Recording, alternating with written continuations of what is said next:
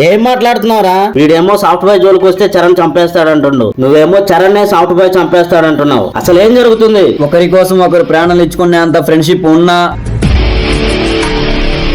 ఒకడు కనిపిస్తే ఒకడు చంపుకునే అంత పగ కూడా ఉంది.